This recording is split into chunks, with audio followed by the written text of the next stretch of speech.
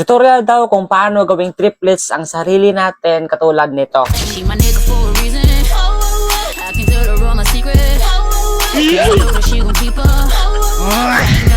So dito mag-prepare tayo ng tatlong clip pero magkaiba yung stepping. Pwede nyo rin gayahin itong sa akin. Tapos i-import natin yan sa CapCut. Ngayon na-import na natin yung tatlong clip, yung tatlong magkaibang clip. Ngayon una natin gagawin, ilaglag natin tong second clip gamit ang overlay. O malaglag na siya. Pag malaglag na siya, mag-focus tayo dito sa first clip. Hanapin natin sa part na tapos na tayong sumayaw, yung paalis na tayo. Pag makita yung paalis na tayo dyan, syempre dyan natin itapat itong nilaglag natin na clip. Itapat na natin dyan. Tapos itap nyo, tapos mag-keyframe na tayo. Pag may red na diamond na dyan sa baba, syempre magpunta na tayo sa mask. Tap ang mask. Pili natin dito itong horizontal. Ngayon, dahil naputol yung katawan natin dyan, i-adjust natin itong yellow na line para mabuo ulit yung ating katawan. Tapos drag nyo konti itong white na arrow para smooth yung pagmasking natin. Ngayon, play natin habang papalapit na yung kambal natin dyan, syempre i-drag nyo papalayo itong yellow na line. Habang dinadrag nyo yung yellow na line, automatic na magka-keyframe dyan sa baba. Ngayon, tap natin itong check. Last step natin, itong pang last na clip, ibaba din natin to. Ilaglag din natin to gamit ang overlay. Pag malaglag na, mag-focus naman tayo dito sa second clip kung saan papaalis na tayo. Same process lang din sa clip number 1. Pansin yung paalis na tayo, syempre itapat agad natin itong pangatlong clip. So, ganito itsura ng tatlong clip natin harang hagdanan. Ngayon, same process pa din, itap natin, mag-keyframe tayo. Tapos, after mag-keyframe, ganun pa rin, punta sa mask, pili ng horizontal. At dahil naputol yung katawan natin, i-adjust ulit natin para mabuo ulit yung katawan natin. Ganun pa rin. Drag nyo konti itong white na arrow. Tapos, i-play nyo at habang papalapit naman itong pangatlong kambal natin, syempre ilayo natin itong yellow na line. Automatic na magka-keyframe dyan sa baba. So ngayon, i-play natin, i-review natin. Ito na yung resulta. O ayan, kailangan talaga natin dito, master tayo sa pag-timing. So ngayon, dahil tapos na tayo, pwede na natin itong i-export. Then, save to device. Share na din sa ating video para makatulong tayo sa mga baguhan. She my nigga for a reason. I can tell her all my secrets.